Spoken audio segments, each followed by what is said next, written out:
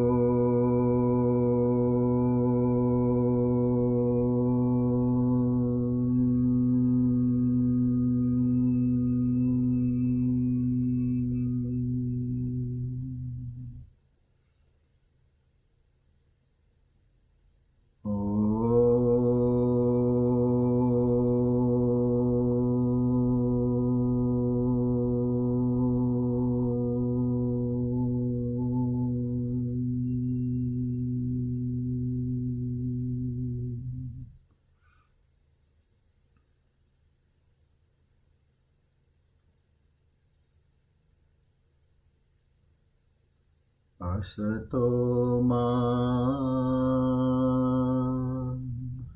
sadgamaya tamaso ma jyotirgamaya mrityorma amritam gamaya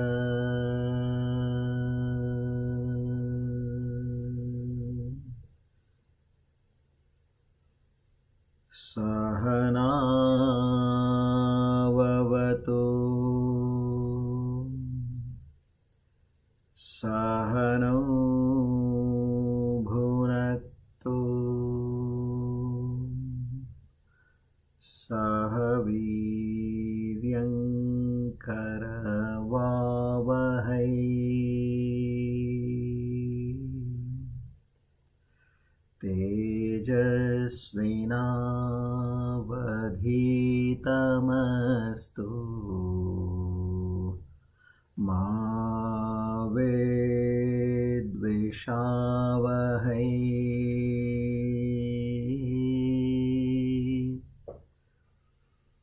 Om Shanti Shanti Shanti.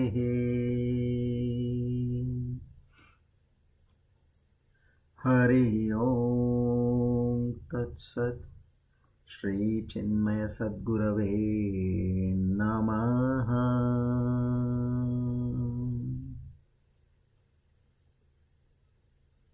O Lord the Almighty, the Omniscient, the Omnipresent, together with Shraddha, Bhakti and Prapatti, we offer our humble salutations to you. To seek your grace, your mercy, your love, your affection, your benevolence, your care, your protection, your forgiveness. O Lord, bless us all with much more enhanced quantity of Shraddha, Bhakti, Jnana, Vairagya, Prapatti and Mumukshutva, only and only to understand thy true self in our very own hearts as a living experience. This can happen only by your grace. We again and again beseech in you to bless us with this divine light.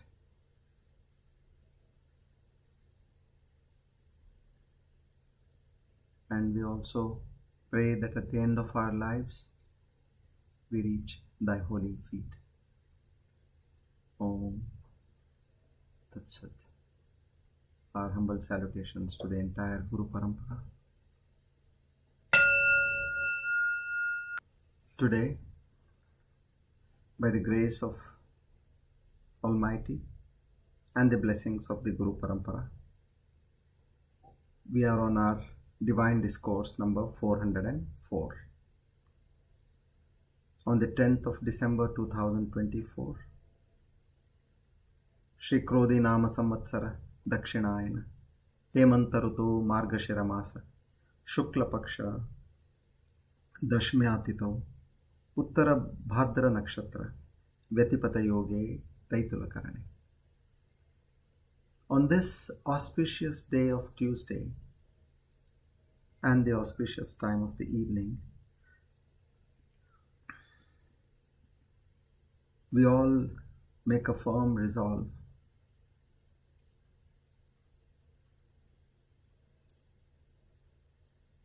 and deeply understand Naham Karta Hari Karta Hari Prernaya Hari Prityartha. Whatever is happening in my life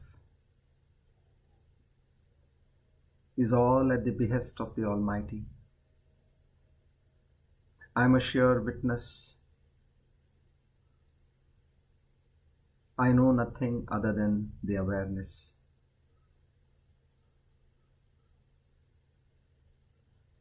I have completely surrendered my Jiva Bhava and centered with the awareness as a mere witness. O Lord, bless me to stay with this thought and see whatever is happening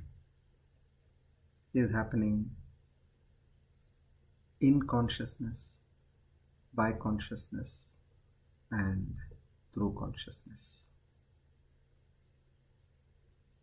Om Tat Sat.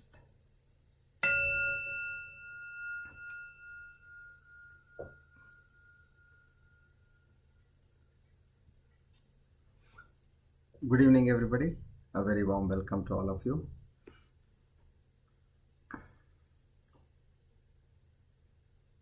Some of you have read what is that we are going to learn today.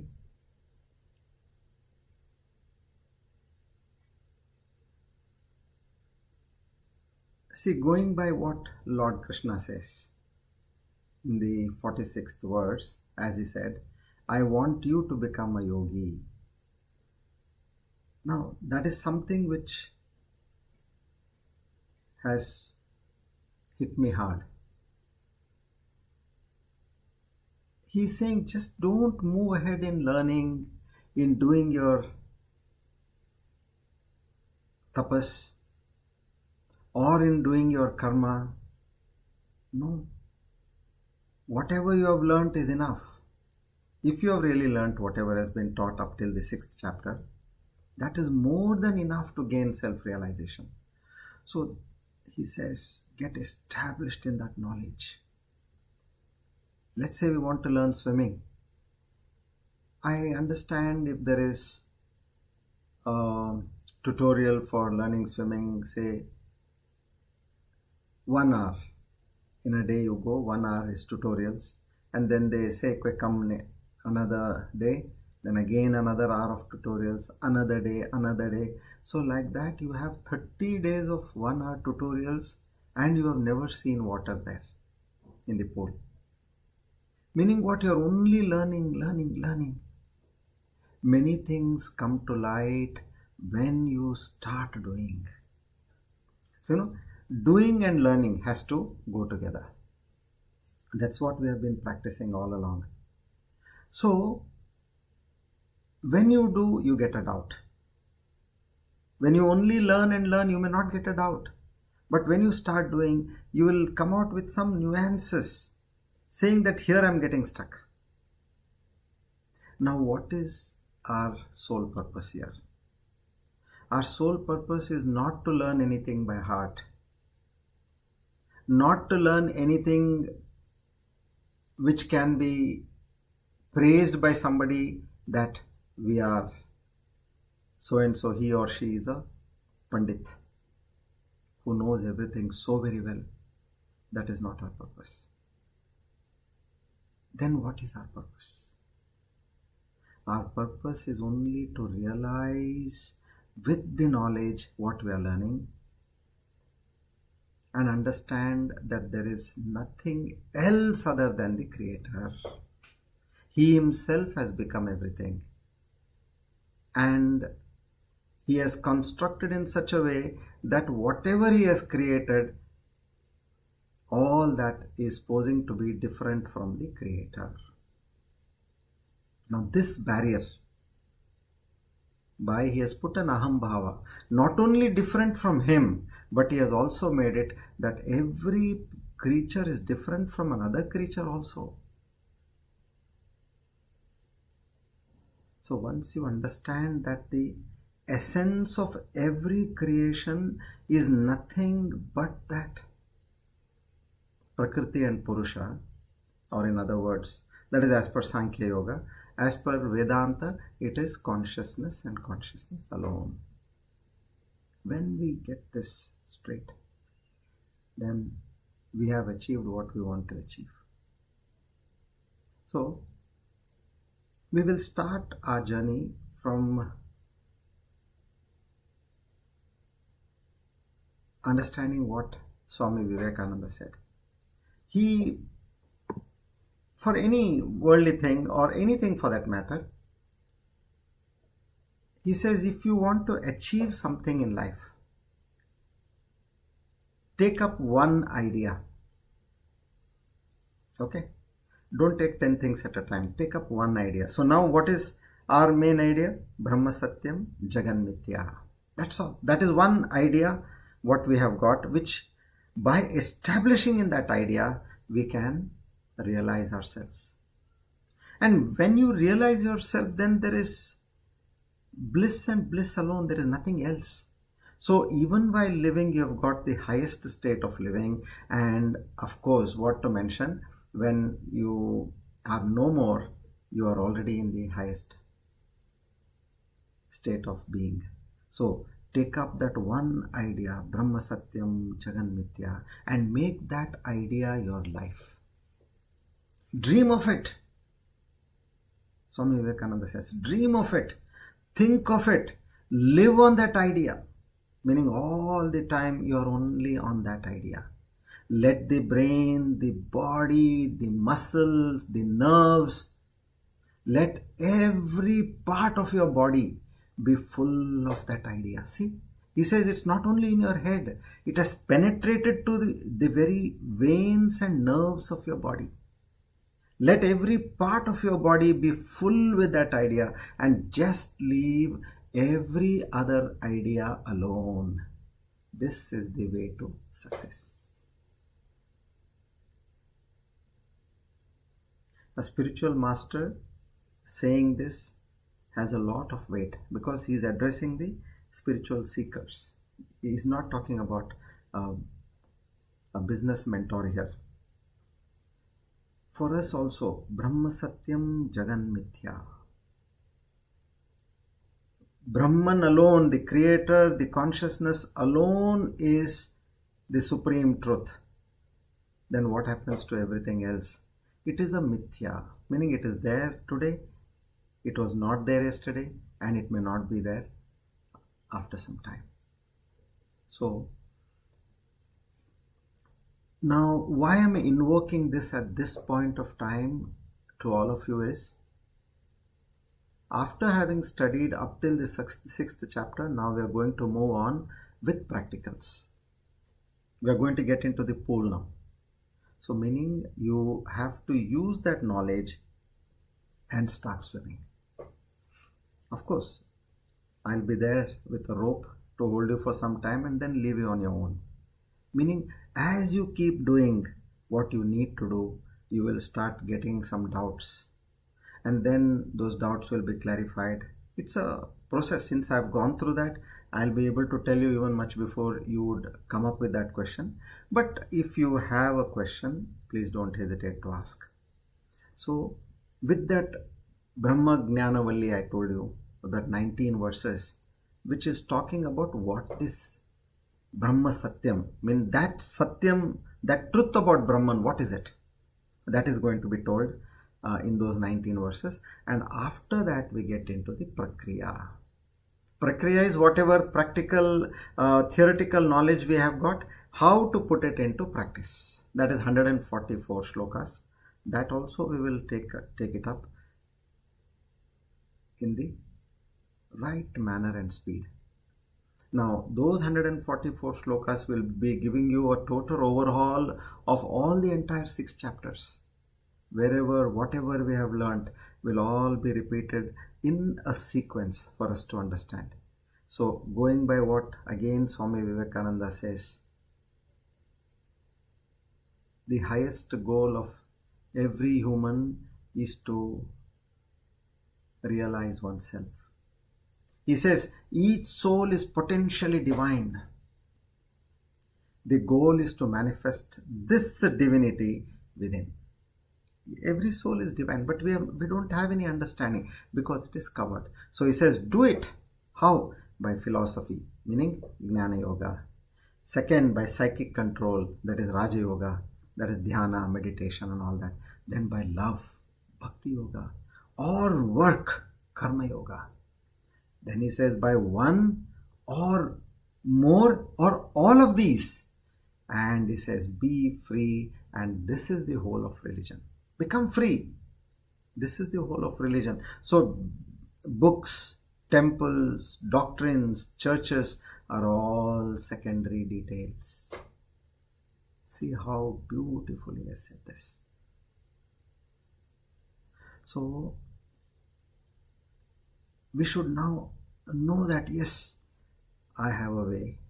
I have learned so many things. Now I want to realize.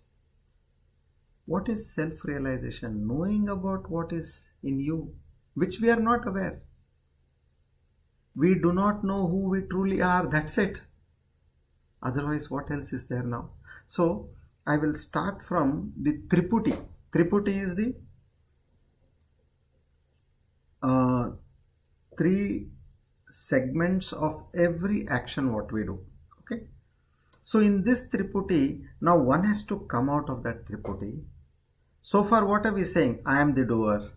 I am the hater. I am the lover. I am the giver. I am the taker. I am the enjoyer. I am the sufferer. This is what we are saying all along. So he says, first you come out of that, because other than Brahman, Brahma Satyam, Jagan Mithya, meaning other than Brahman, there is nothing else. So I feel that this aspect of this Triputi has to be understood. What all pairs of Triputi we have, we will understand that. And then how to come out of it, I'll give you those tips. So first one is Jnata, Jneya and Jnana. Jnata means knower. Jneya means known. And Jnana means knowledge. Okay. So now for example, I know about Bombay, let's say. Bombay city I know.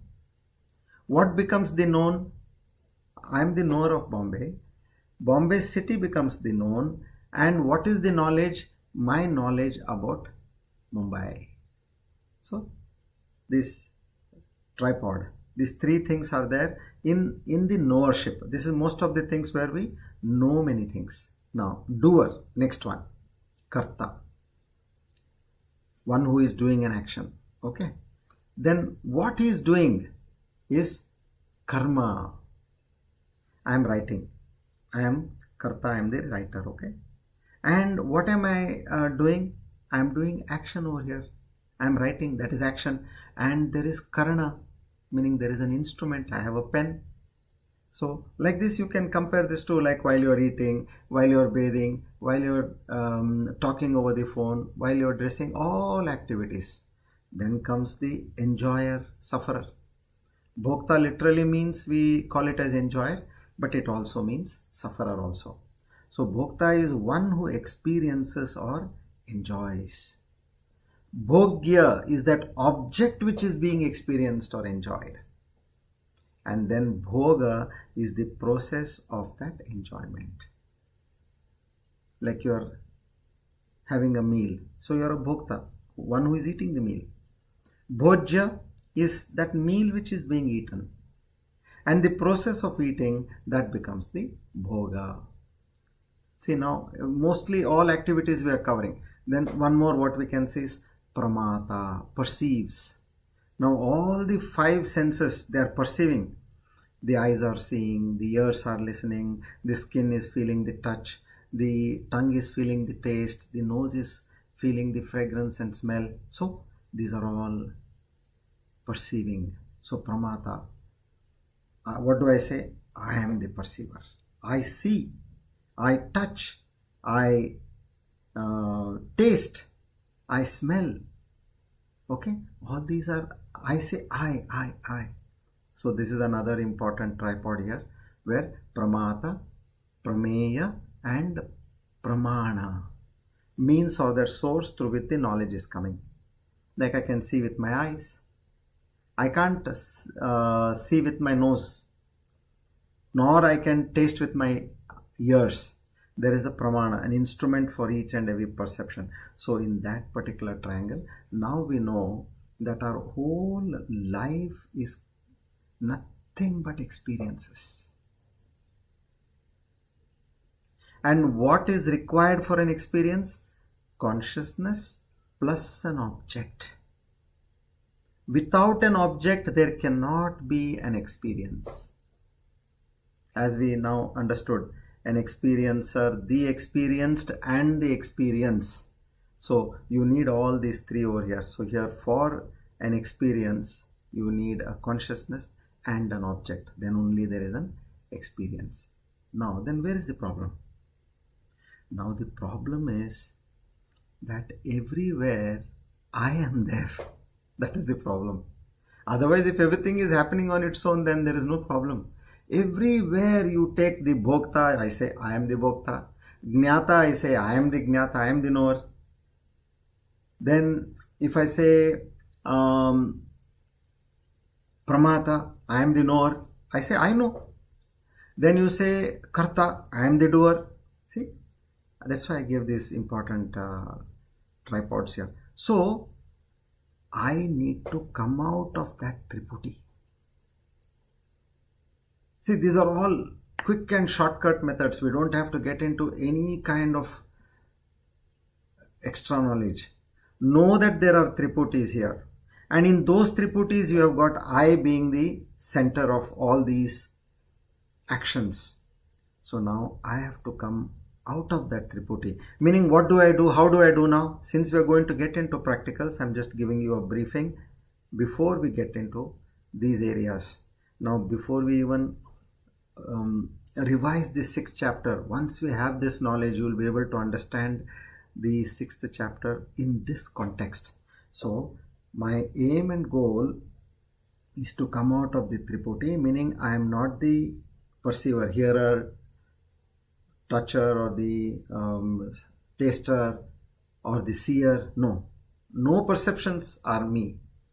Then again, in terms of all other actions what we are doing. So while doing any act, know that you are not the doer.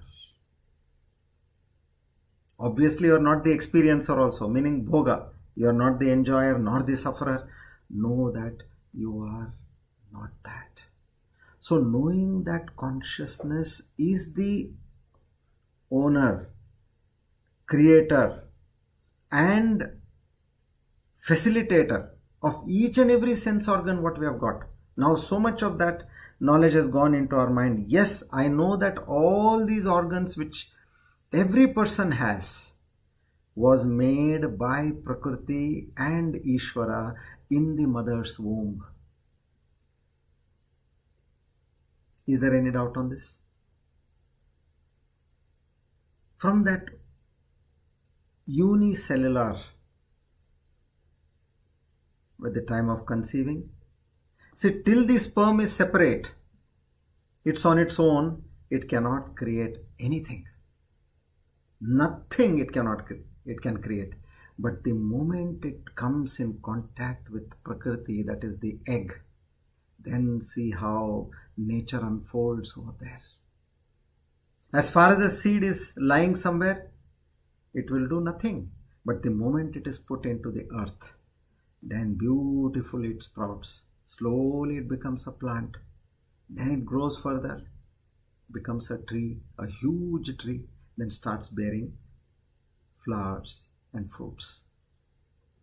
So, when you understand that all these organs which I am perceiving are not created by me, you shift that onus of experience to the consciousness. This is what you need to underline here. Yeah, this is not mine. I've only by ignorance have thought it is me and mine, but actually speaking, it belongs to the Creator. It is manufactured by the Creator. It is sustained by the Creator. Every second, whatever it is getting in terms of that life principle is coming by the Creator. The moment the life principle stops, it's like the moment the electricity stops, everything goes stop. Your TV stops, your fan stops, your electrical stove stops, your washing machine stops, your AC stops, isn't it? At that stroke, everything stops.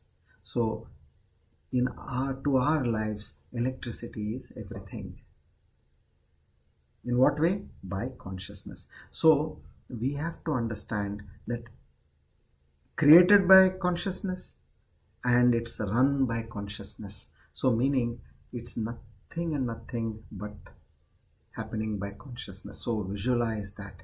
You stay in that consciousness while experiencing every action, and this comes by practice. Now, you have learned that while swimming, you need to move your hands one after the other in a particular motion. Now, having learned that if you go and just stay in the pool, you will drown. How you need to beat your legs, how you need to beat your hands, how you need to shake your head left and right, and how you need to breathe, all that has to come into action when you are in that water.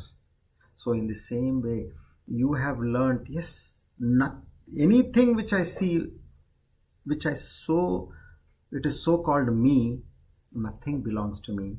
So I am not the experiencer. I am not the knower. I am not the enjoyer. I am not the sufferer. It is all, this entire thing is, I am a pure witness. Okay? So you have to shift your onus that I am eating, I am seeing, I am hearing. All this becomes, you become a witness to that action. Let the actions continue, but you become a witness. This is one very important primary point. Now, being in that state, how long? How long can I be? Is it for 1 minute, 3 minutes, 5 minutes, 10 minutes? All along. Then how will this jiva function if I am always thinking that I am not the doer, I am not the doer? How will this life function? Just like the involuntary actions are taken care, don't worry. These voluntary actions also will be taken care. When your knowledge is truly established, the bodily things what need to happen will keep happening, and whatever needs to keep happening through the mind also will keep happening. As the Lord states, you are nimitta matra, namesake. So, this is again practice. What you have learned, in every action, you are not a part of that triputi. You are neither the knower, nor the known, nor the knowledge over there. Correct? So, with that knowledge, you are constantly looking. Now, as we say, if we have to talk about being there all the time, it becomes difficult initially. But that is the goal ultimately. And it will happen because The moment you come out of your Jiva Bhava, you will start enjoying the act. What you are doing will feel so light. In fact, today morning when we were doing vinyasa, I said, let me do this entire exercise in this state itself. That I am not the doer, I am only the observer. And I could feel for myself that there was no strain. Otherwise, what amount of strain was to be there, that was not there. And okay, now if I have to say, okay, this is by your mind, mind can trick you. But I also found another interesting fact, which corroborated to what I felt, was normally by the end of the third section of this vinyasa, my heartbeat used to be 145 to 155. Because that much of strain is accumulated on the body. I can feel that, but today it did not cross 110. So even whatever you do, if you are doing in that bhava, your overall strain in life also goes down dramatically. So it should be like, now let's say you're carrying a boarding pass. You have got into the airport, you have checked in your baggage, you got your boarding pass, and now you're heading towards security. And after security, you check into the flight. You may straight get into the flight, or you may have to take a bus and then board the flight. Now this whole journey, you will be careful about that boarding pass. Every time you will say, oh, boarding pass, where is the boarding pass? Oh, it's here, it's here, it's here. Wherever you have kept it, you are safeguarding that boarding pass. Now, before spirituality, your life, the so-called life, will be like the boarding pass. You're so careful about everything. You're scared. If it falls down, then it has its own implications. But after spirituality, life will become like that boarding pass where you've already traveled, come out of the airport. Then why do you need this boarding pass? Even if it has fallen, you will not care to even search for it. Your job is done. You have come out of the airport, you have collected your baggage.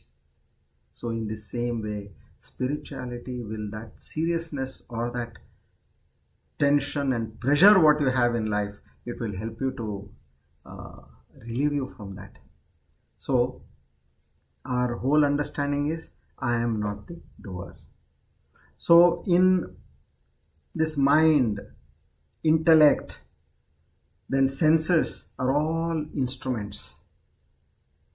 Okay, so notice in all this, these are all instruments, and anything which you can see is an object.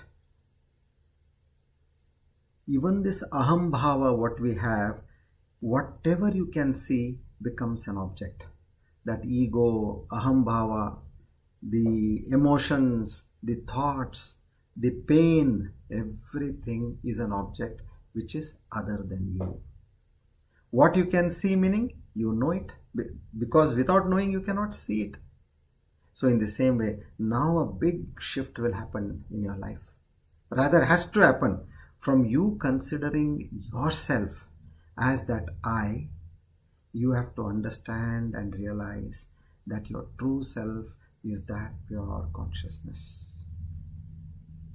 Or rather you can say there is nothing else other than that consciousness.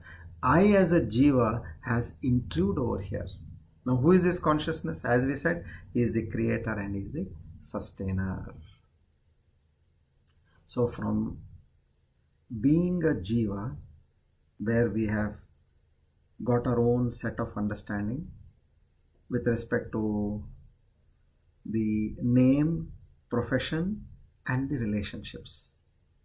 What our mind has done, it has enveloped the consciousness, and it has kept you in a sphere of thoughts of being a separate individual. So now from being a jiva to becoming that consciousness is the journey which we are going to travel henceforth.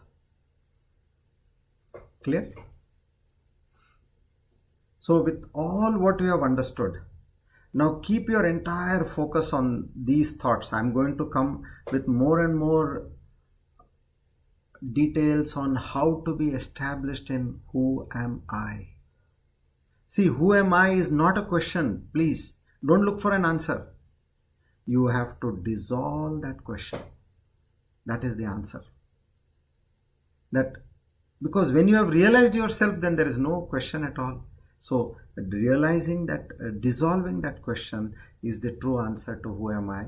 And I'm going to tell again and again. So during this time, even if there is a little lack of doing your other sadhana,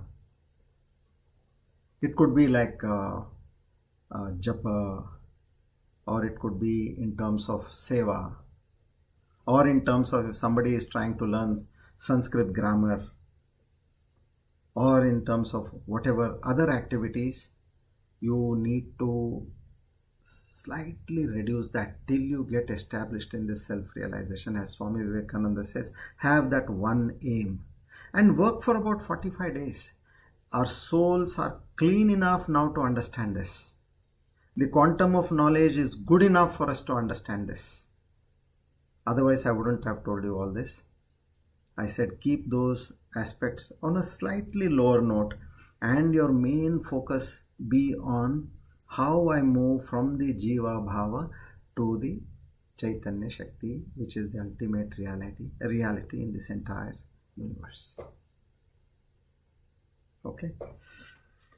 So now I'll come to the immediate aspect is the 5 obstacles to meditation, because that we were not able to take in several classes before.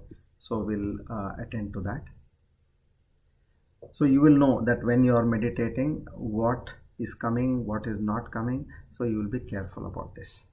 Now, the 5 common obstacles in meditation are known as, first one is laya. Laya means lethargy or mental dullness. Like you have sat for meditation. Till now you were okay.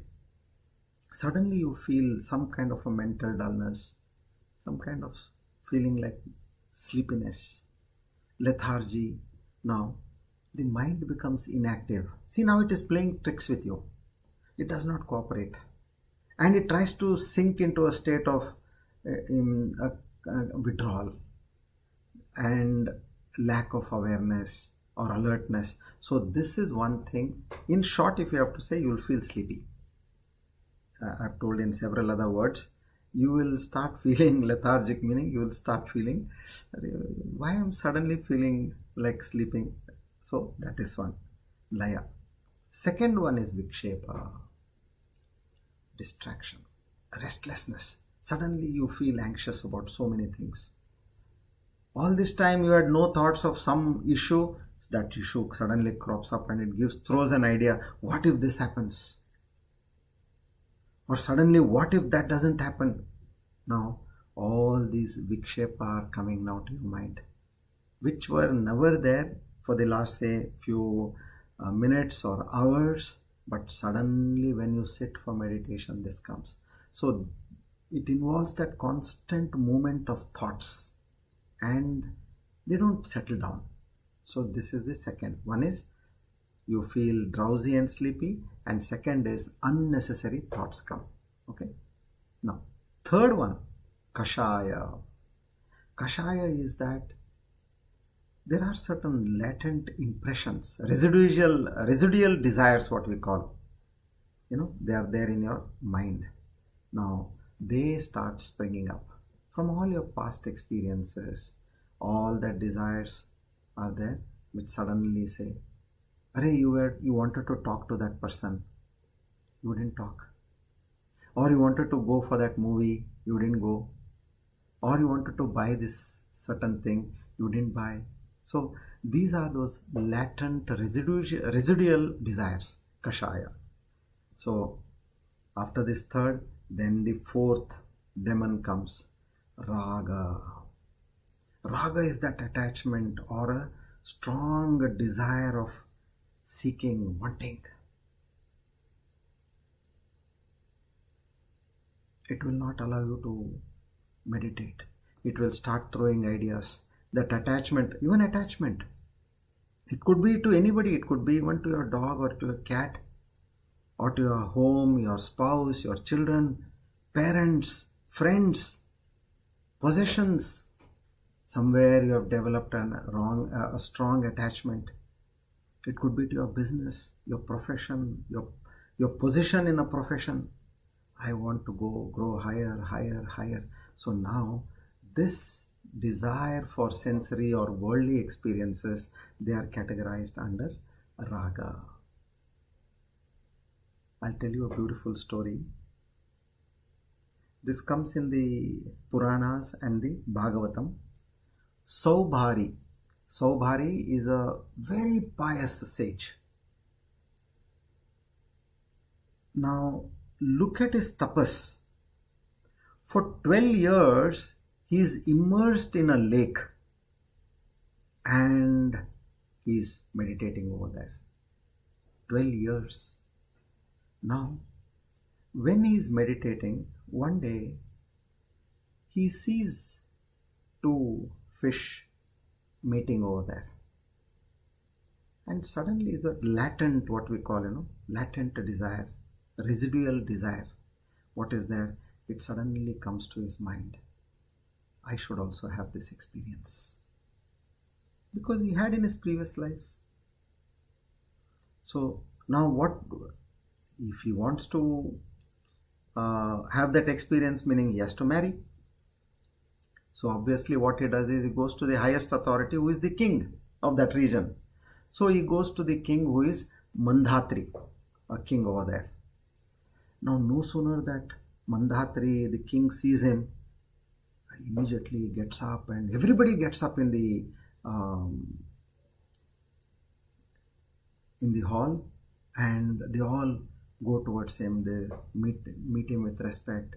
Then whatever Pada Puja has to be done, everything all done, and then they say, "Oh sage, what can we do for you?" Because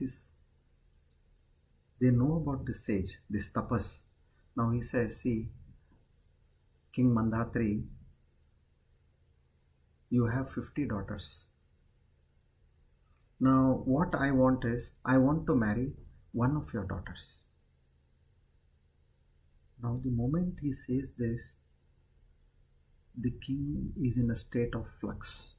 He does not know what to say. Now out of the 50, which daughter to give him? Because he is a frail and old sage.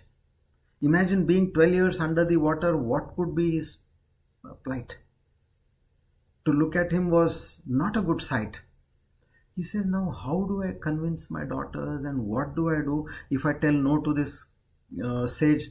Who knows, he may give a curse immediately, getting angry. So he was in some deep thought. Now the sage Saubhari, he understands that this king has a question.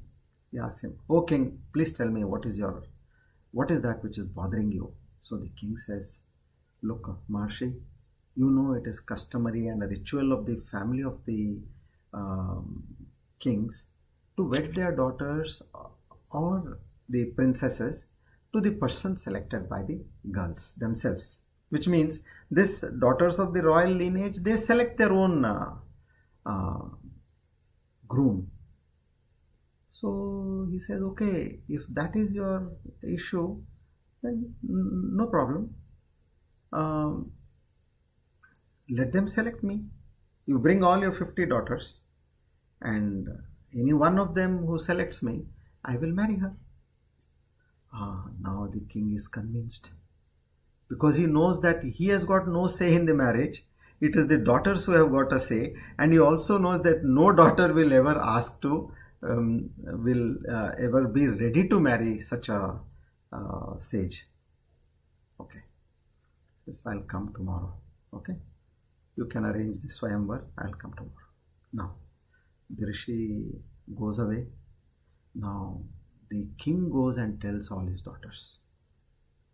Now the daughters say, "What is this you have done?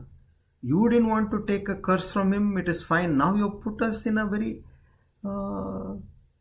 awkward situation." He says, "What can I do? Please Somehow you all manage. You're 50 of you, no? So say that we don't like. Okay. Now they all decided. Now next day morning, as the darbar opens, the court hall opens, all the 50 daughters are standing in a queue there, and there enters this sage Saubhari. How is this person? He is an extremely handsome man. He's become young, looking handsome beyond one's imagination. Now what happens is, all the daughters, they are shouting one above the other that I want to marry, I want to marry. And the sage is coming there, and every person, as he crosses each and every princess, they're saying, I want to marry this sage, I want to marry this sage. Now it so happens that there was a quarrel between all the daughters. Said, I told first, I told first. And then the king looks at this quarrel. They are literally pulling each other's hair, saying that I want to marry, I told first, didn't I tell you before you? That way the quarrel happened. Now the king says, okay, look, I think you all are madly in love with this sage. All of you marry. And the rishi marries all the 50 daughters. Now thus it ended in a pious marriage of all the 50 daughters of Mandatri to sage Saubhari. Now sage Saubhari has 50 daughters. He takes one of the chief architects, Vishwakarma, and he asks him to build palaces. See his power. Palaces with elegant couches, seats, furniture, beds, and attached to the palaces he has got gardens, groves, and then reservoirs of water where there are these duck and swan. They are moving around with the beds of lotus flowers, all this. So inexhaustible treasure, divine treasure. There's one divine treasure called Nanda. Now he is in charge of the housekeeping and F&B.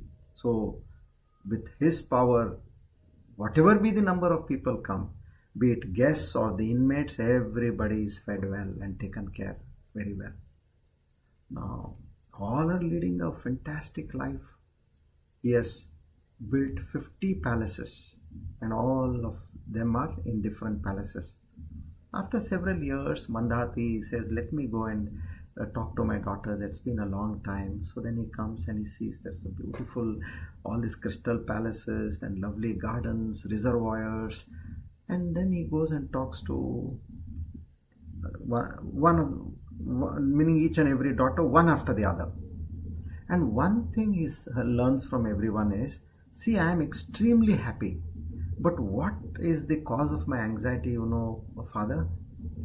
This sage is all the time with me only. I am worried about my other sisters. If he is all the time with me, then what happens to them? Oh, is it? Then he goes to the next daughter. The next daughter also says the same thing. The third daughter, fifth daughter, 20th daughter, 50th daughter, everybody is saying the same thing. All are extremely happy with this sage, and this sage is all the time with him, with that one daughter alone. That was his power. He has created himself into 50 different Saubharis. And then finally he goes and he sees. He says, I understood now. This is no ordinary human being with his amazing powers. What he has done is what I can see here. And he goes back. Then years pass. Saubhari has about 150 sons.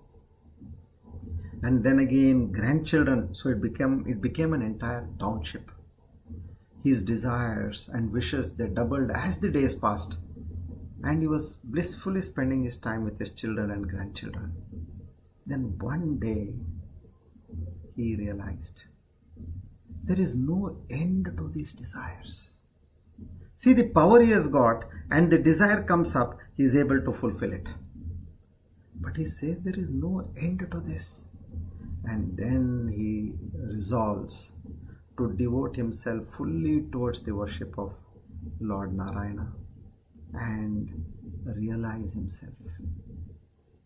One thought came and disturbed my thousands of years, and I had to use all my tapas shakti, that power, for all these, fulfilling all these desires.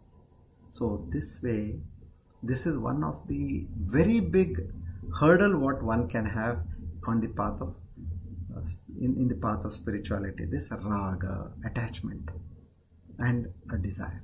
Then the last one is aviveka, lack of discrimination. Don't allow this discrimination power to come down at any point. Know what is right, know what is wrong.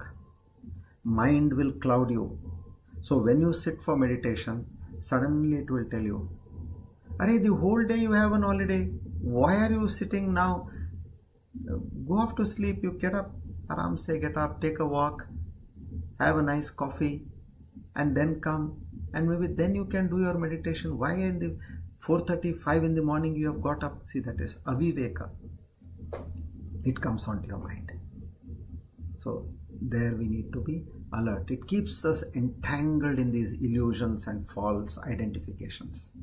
So it makes us difficult to attain that true knowledge and realization. So keeping all these in mind and keeping our goal in mind, we need to move forward. Okay, so now we go to the summary of the 6th chapter. Maybe I'll take for about 15 minutes and we can complete it in the next session. What is important over here is we know our goal, we know what are the obstacles, and in whatever way we are now pursuing our life, for another 45 days at least, bring everything else on a low profile. Have your main focus on this realization.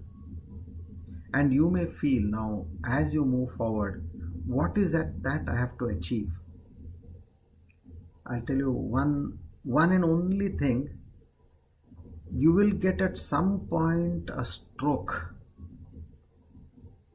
epiphany, a eureka, what we call. You will get that saying, yes, I'm not this body.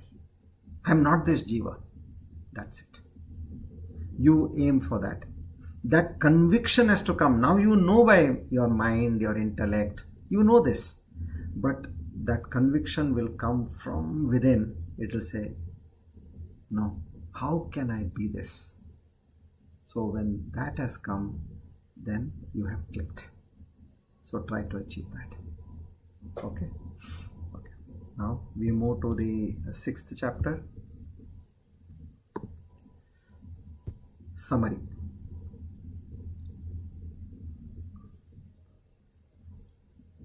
So here, let's take this. I'll not go in the usual manner what we used to do in the past, where I used to go, saying verse by verse. No, I'll not do that. I'll now try to club it as much as possible, and in between I will tell you the verses, of course. So, Dhyana Yoga, Atma Samyama Yoga. This basically talks of an upaya for meditation or a means to unite. See, this is the purpose of the chapter, also called as we said, Atma Samyama. Atma here means mind. Okay, willful quietening and cessation of the mind. Okay, now here Lord Srikrishna, he establishes the important, in the very first verse, he establishes the importance of Karma Yoga. Now what does Karma Yoga do? Karma Yoga helps to prepare oneself for Karma Sannyasa. So he praises by equating Karma Yoga to a Karma Yogi to a Karma Sannyasi. Now, this is very important what you need to understand. And he says both are same. This is the striking point. How can a Karma Yogi and a Karma Sannyasi be the same? So there he says, one who does duty or who does, let's call it as duty only. It's a dharma. The dharma of a household lady, let's say, her dharma is to take care of the house, her spouse, her children, and if at all, whatever other aspects she has in the family, she needs to take care of all that. That is her dharma. Now, if she is doing all these kind of chores on a daily basis, then how can she be compared to a karma sannyasi? Karma yogi and karma sannyasi. She may become a karma yogi, but how is she equal to a karma sannyasi? There the Lord says that she is doing all these activities, keeping me in mind without any expectation of any result. You might have cooked a wonderful meal. Nobody even tells you that it is so nice, so tasty.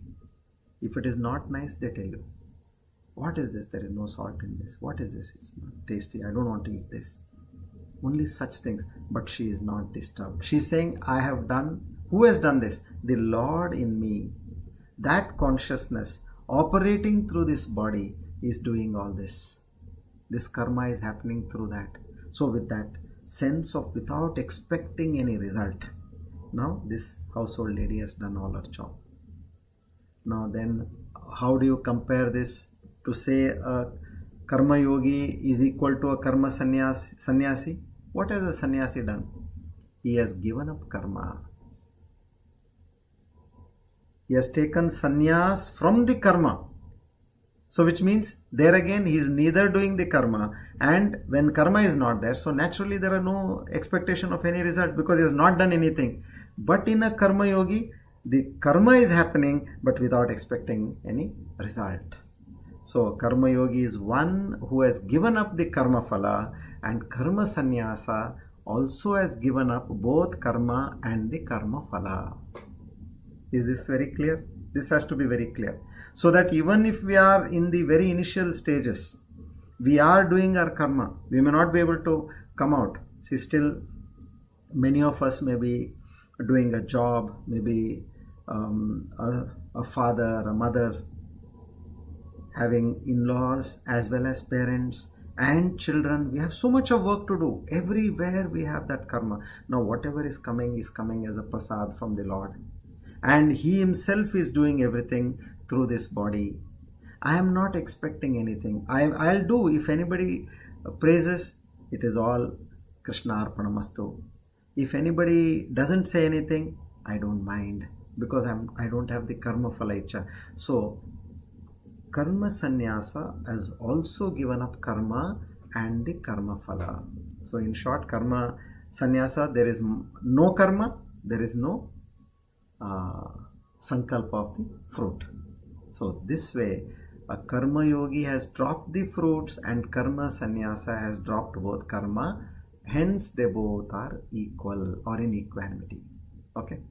Because both have got no aspiration for the result. Now, karma yoga is free of mental disturbances, and so too is karma sannyasa. Why? When a karma yogi is doing without expectation of result, karma sannyasi, of course, no karma, no sannyasa, no expectation of result, there is that chitta vikshepa in both of them is not there. This is another very striking similarity. Just as a karma sannyasi is peaceful in his mind without expectation of anything, in the same way an householder, a grahastha, established in doing karma after karma right from morning till night, he or she is also in the same state of peace, because that vikshepa in the mind about I want this, I want in this way, when will it come, how will it come, how much it will come, no. So, O Arjuna, first you get this karma yoga, which is the core. So one who has not given up sankalpa can never become a yogi, because sankalpa is that desire. It again and again it comes up. So when a person has just begun the spiritual path, karma yoga is the means. You first see, the ultimate goal is to calm your mind. Understand that. Once the mind is put to rest, then everything, the jiva bhava comes to rest. So how do you put your mind to rest? Start working without any expectation of result. And I'll tell you by common sense, if you expect, is it going to happen that way? Has it ever happened? It may happen, may not happen. So when that is the case, better to be at peace. Don't expect, no. Do your best without expectation, and whatever comes, accept it as prasad buddhi. Because this is the way you're going to be peaceful. Forget about spirituality, forget about self-realization. But even to be peaceful in life, this is what a beautiful way to be peaceful in life. Because I've seen with practice, with my own experience, nothing happens the way we think. So then Arjuna he comes up with, how long I'm going to do karma yoga? When is the end for this karma yoga? He says, start your spiritual practice with this karma yoga, and when you go to an advanced stage, when you become capable of meditating meaning anytime you sit down, within a few minutes you should be able to calm your mind and see that you get no thoughts. That is the state where you can go on to karma sannyas. But if you still have responsibilities, go ahead with karma yoga. But when you reach this state as a karma yogi, then even though you are a karma yogi, you are known as a yoga rudha. Yoga rudha. Tapovan Maharaj, the guru of Swami Chinmayananda. See, like, he didn't have to go through karma sannyas. As a young boy, he didn't have any flair towards toys or playing with children around or spending time in casual activities. No, he was all the time drawn towards the Puranic stories, then the spirituality, meditation, and deep facts. When he was a boy of 10-12 years, he saw a cow one day which was tied in front of a temple to a peg. He goes there and he sees that the cow is experiencing pain. Of course, it cannot talk, but he could see that it is, with his body movements and its sound and all that, he felt it is in pain. He sat there for hours together, trying to understand, what is that which is giving this pain? How am I different from this cow? Why is it that in life somebody is so happy and somebody is suffering? So these kind of thoughts. So from somebody from a previous birth must have come in an elevated position, and these are such kind of souls. They come in an elevated position. He was born in an aristocratic family, but not attached to any materialistic positions. He lost his parents when he was about in his early 20s. He had one younger brother. He got him married, and then he went straight to Rishikesh, and there he took sannyas. Yoga Rudha. Because by karma yoga, he didn't have to do anything in this birth. He had already done in the past birth. So this way, so Arjuna, for such a person who is in yoga rudha, karma yoga is not required at all. Stop this karma yoga, enter straight into karma sannyasa and go deep into shravana, manana and nididhyasana. So blessed are we where at least at some point of time in our life, we have moved on to become a yoga rudha, where we have said enough of all this natakbaji, what we call it, what we have been doing so far, kiddish things. Now come out of that and you say, now I want to focus my life on something which is important. So when one becomes capable of this yoga rudha, when no more objects, when objects no more sway you, they don't pull you. So when this kind of a sankalpa or this shobana dhyasa, what they call, has dried away. See, look at your own life, 10 years, 15 years, 20 years back. Every weekend, what were you doing? You wanted to hang around with family, with friends, go to nice restaurants and visit new places. nice places around your city, or go for a movie. And some people, they have this habit of playing cards and so many other things. So this adhyasa, shobana adhyasa, has dried away. That joy value which you used to see in those kind of objects now has gone. At what level? At the mind level, because mind is not disturbed for all that now. And that objects, they no more give you that pleasure. And that actions also, no, that also does not pull you any further into your life. So how one becomes a yoga ruda? This verse 5 and 6, they spoke about this. By your own mind, lift yourself. Uddhared atmanam atmanam avasadayet. Lift yourself with your own self. Don't push yourself into samsara. Keep doing what you're doing as a duty. And your mind is your friend when it is conquered, and your mind becomes your enemy when it is not conquered. So one who can keep his mind quiet and calm in all situations, he becomes a yoga ruda.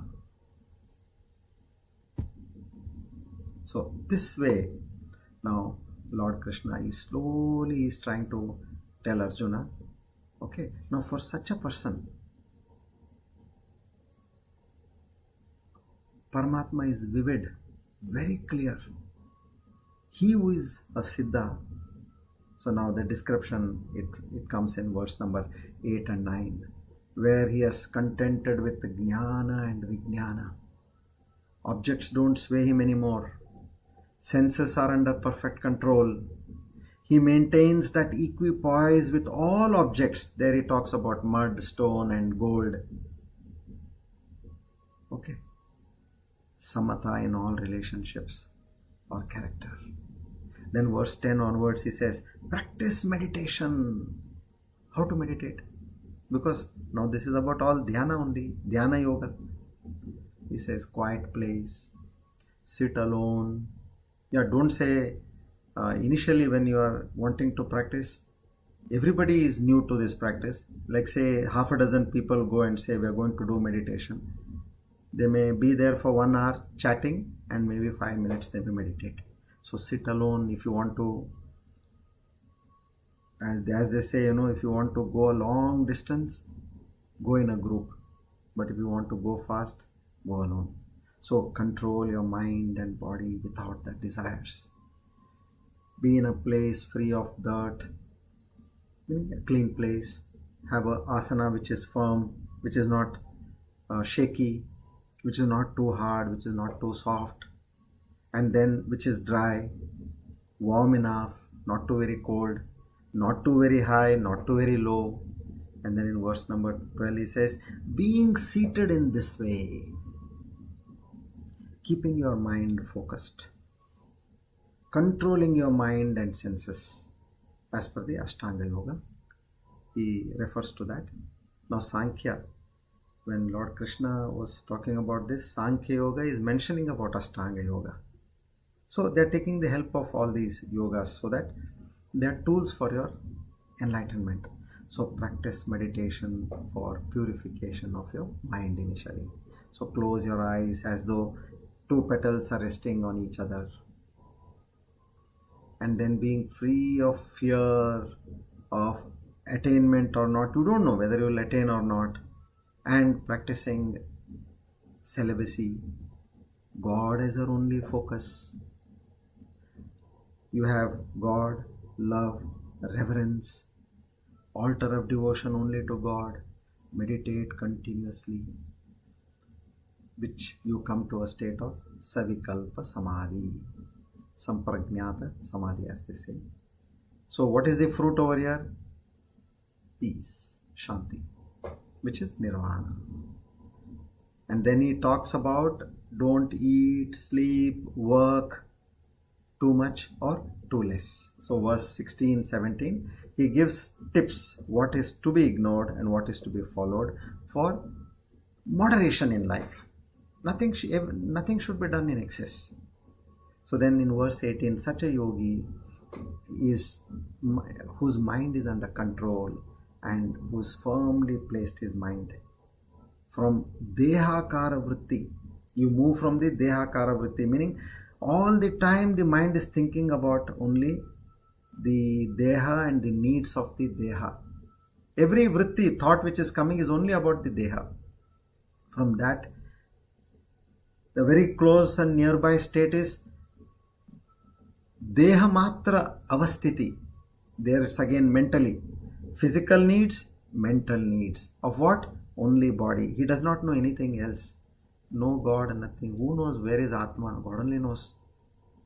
So always concerned about he as a person, with a name, with a profession, and with respect to relationships.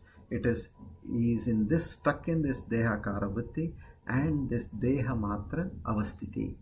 From there he says you move on to niruddhavastha. You're completely detached from all these sources. Now that is our goal, what I said. And you rise. There is something which you are not. You have thought to be the son of so and so, daughter of so and so, father or mother of so and so, husband and wife of so and so. That is the name and relationship. Then you may be saying, I am an engineer, a doctor, a psychiatrist,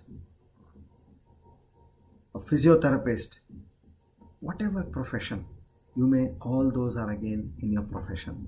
You are not that. You are something which is even beyond that. So that is what we are learning over here. That pure awareness, Atma, is that true self which has all this what we just now spoke is the dress which that true self has worn. So now what causes this Parama Vairagya next? For that Nirvikalpa Samadhi, what causes that Parama Vairagya? That comes in the next verse, which is verse number 19. So which we take up in the next class, next discourse. So till then, you keep a firm understanding of this 45-day schedule. Again and again think of now what my goal is and what I should realize. And in the next class also, before even I start this, I will once again talk about this who am I. What we need to understand about this who am I. And we'll go for the revision number 2. Srikrishna.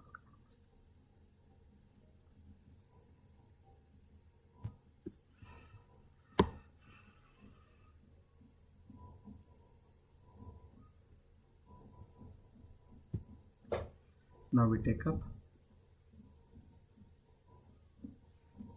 Shri Vishnu Sahasranama, verse number 47, Nama number 439, Maha Makhaha.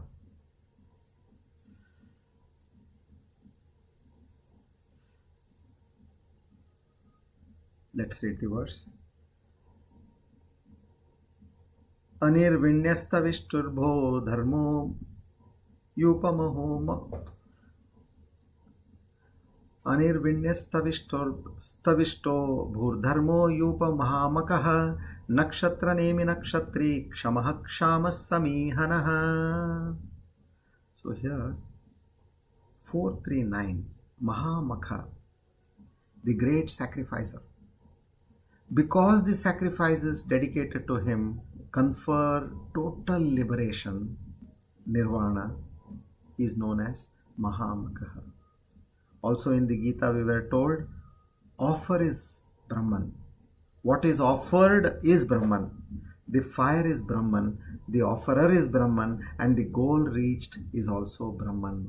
That is Brahma Arpanam Brahmavi, Brahmagno Brahmanahutam Brahmaiva Tena Gantavyam Brahma Karma Samadhinaha. In this 4th chapter, 24th verse. So he is the receiver. So if you have him in mind and offer everything to him, the result is nirvana.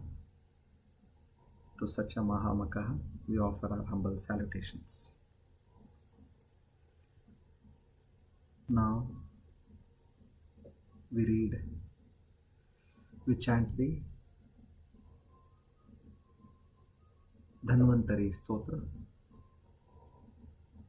ओम नमो भगवते महासुदर्शनाय वासुदेवाय धन्वंतरे अमृतकलशहस्ताय सर्वभयविनाशाय सर्वरोगनिवारणाय त्रैलोक्यपतये त्रैलोक्यनिधये श्री महाविष्णुस्वरूप श्री धन्वंतरी स्वरूप श्री श्री श्री औषधचक्र नारायणाय स्वाहा। ओम नमो भगवते महासुदर्शनाय वासुदेवाय धन्वंतरे अमृतकलशहस्ताय सर्वभयविनाशाय सर्वरोगनिवारणाय त्रैलोक्यपतये त्रैलोक्यनिधये श्री महाविष्णुस्वरूप श्री धन्वंतरी स्वरूप श्री श्री श्री औषधचक्र नारायणाय स्वाहा। ओम नमो भगवते महासुदर्शनाय वासुदेवाय धन्वंतरे अमृतकलशहस्ताय सर्वभयविनाशाय सर्वरोगनिवारणाय त्रैलोक्यपतये त्रैलोक्यनिधये श्री महाविष्णुस्वरूप श्री धन्वंतरी स्वरूप श्री श्री श्री औषधचक्र नारायणाय स्वाहा।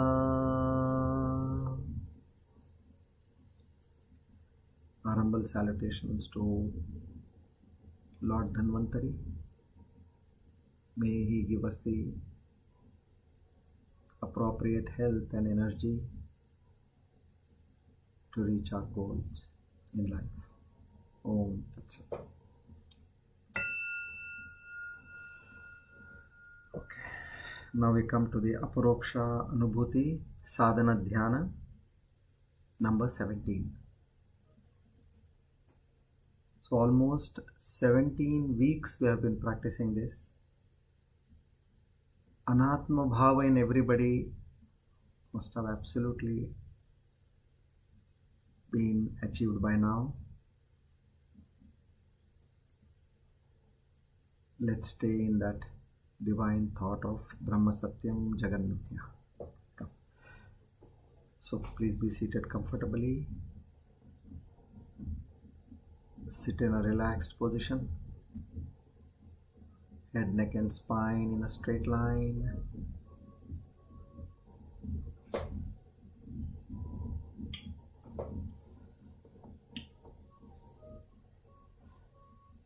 Relax your forehead. Relax your face.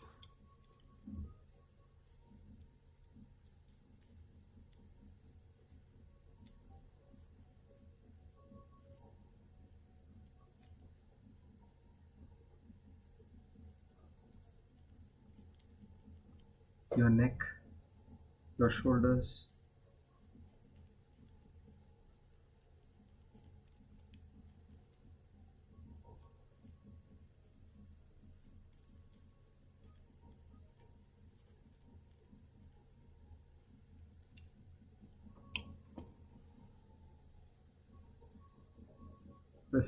Relax your entire body.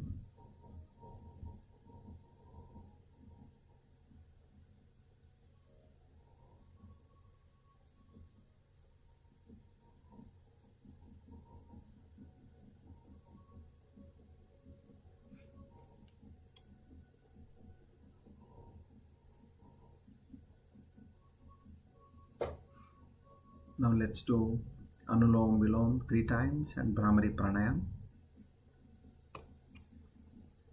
And then we recite 12 times Mahamrityunjaya mantra or the mantra of your choice. Basically focusing on the image of the Lord and ensure that your mind does not falter. That is the purpose, to enhance the power of concentration. Let's start with Anulom Vilom.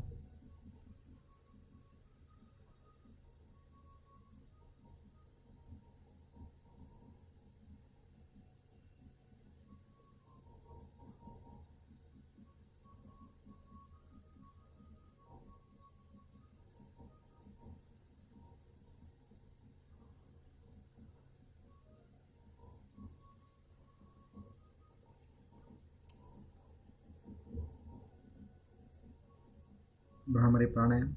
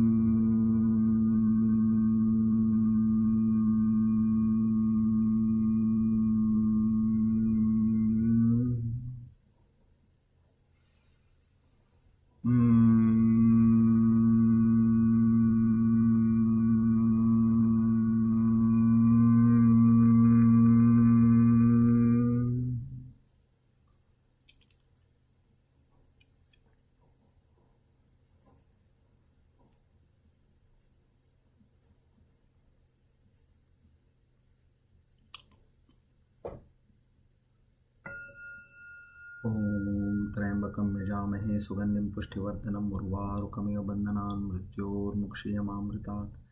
ॐ त्र्यंबकं यजामहे सुगंधिं पुष्टिवर्धनम् उर्वारुकमिव बन्धनान् मृत्योर्मुक्षीयमामृतात्।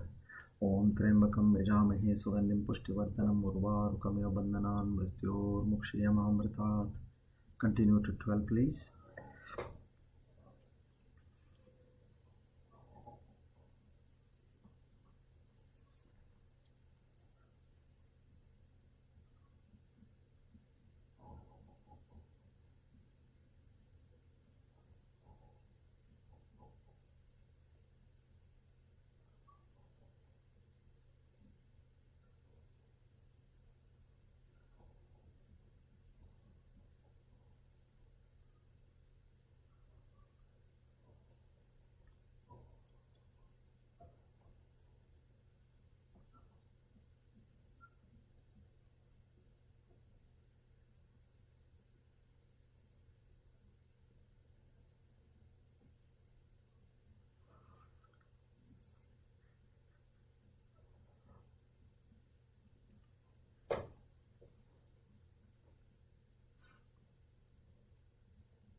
Now, being in a serene, calm, and peaceful state,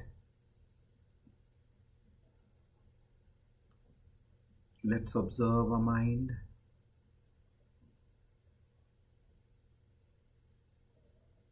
And also observe the thoughts that cross our mind.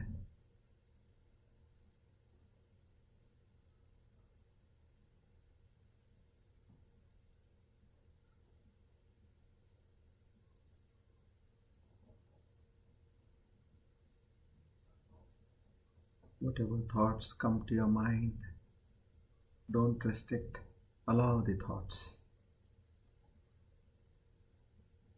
And as they come, without being judgmental, allow the thoughts to pass away.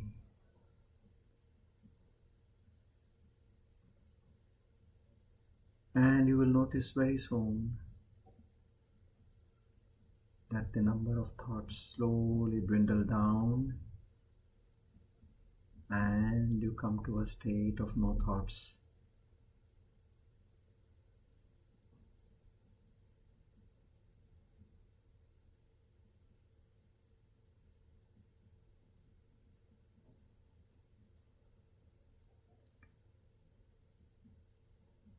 I have realized that all the sense organs do not belong to me. They belong to the Creator.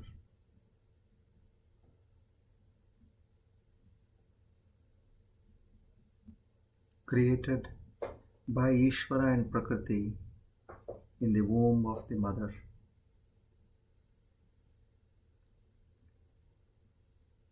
Each and every sense organ gets its power to perform.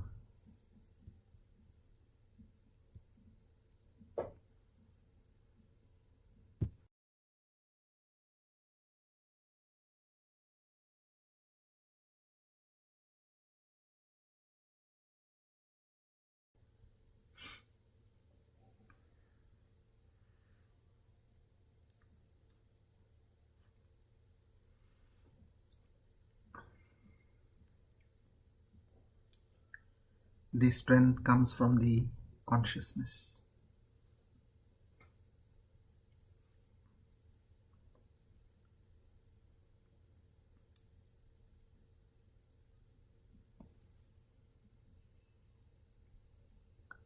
I have realized that this I has got no role to play, be it the creation or the functioning of the senses. It was a sheer illusion.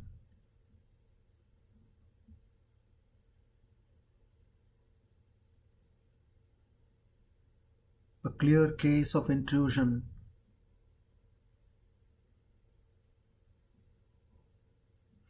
Now I realize this and I become a sure witness.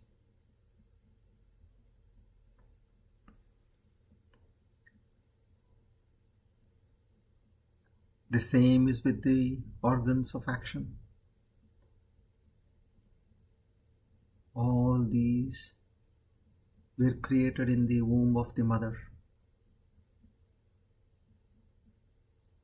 sustained and able to perform with the help of consciousness. I was a sheer intrusion, an illusion.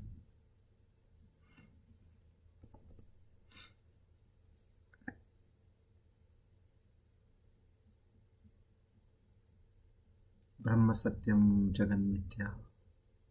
Jivo Brahmaiva Naparaha. I takes a complete backseat.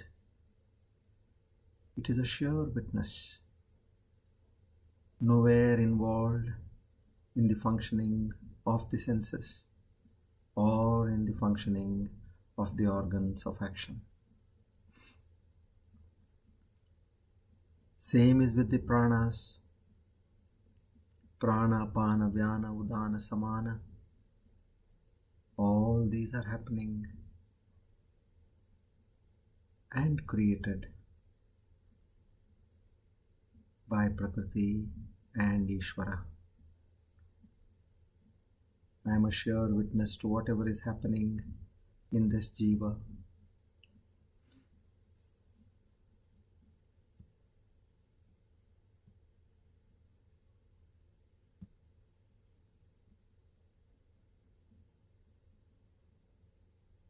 Mana, Buddhi, Chitta, Ahankara.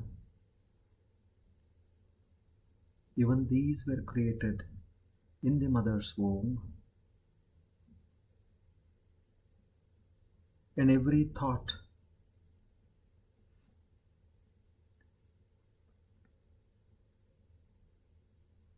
every memory, every sense of I, and every decision taken is done by that prana and prana alone. I am an intruder out of sheer ignorance. I have taken credit for all that is being done. Having realized this, I stay away and become a sure witness.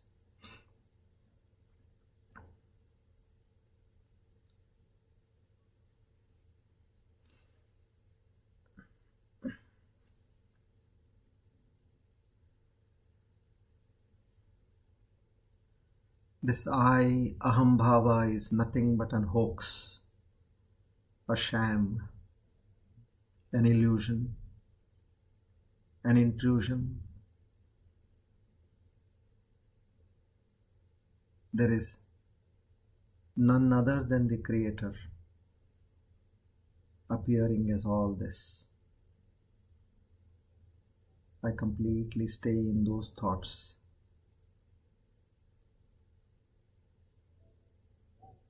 And be a sure witness to everything that's happening in this life.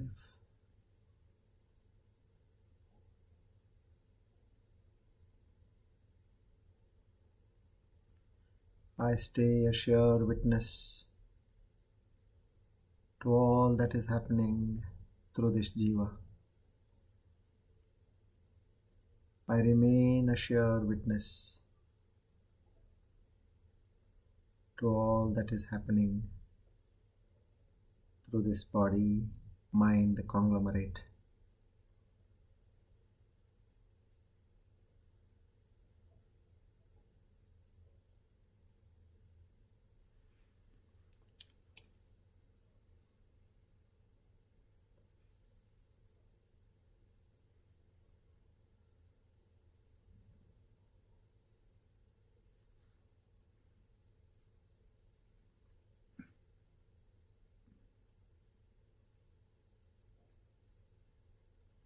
Take a few deep breaths.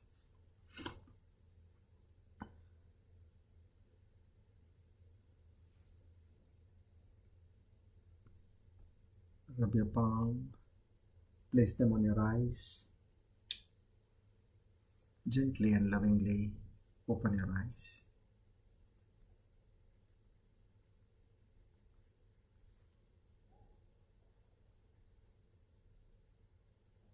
Om Purnamada Purnamidam Purnat Purnamudachyate Purnasya Purnamadaya Purnamevavashishyate. Om Shanti Shanti Shanti. Hari Om Tat Sat. Shri Chinmaya Sadgurave Namaha.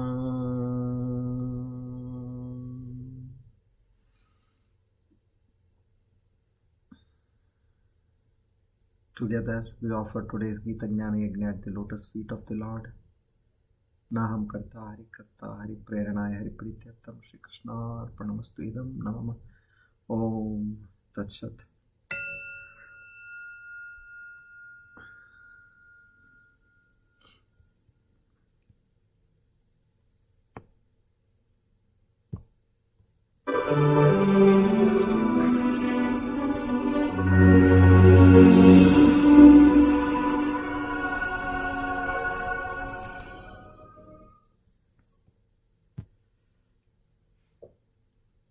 Okay, once again, good evening to all of you. So, now come to terms, mind may be disturbed that you are taking a, what you call as a killer decision, aham nasha. Now with this, when this self-realization happens, the mind goes for a toss. That's what you completely extinguish. So, be firm on this thought, and if this thought has come to us, it is not our thought. It has come by the Creator Himself. When you have that surrender, all these things happen automatically. So when He has given the thought, so He'll put us into the right action and He will take us to the right destination as well. So with this firm belief, let's continue our sadhana, our swadhyaya and our prakriya.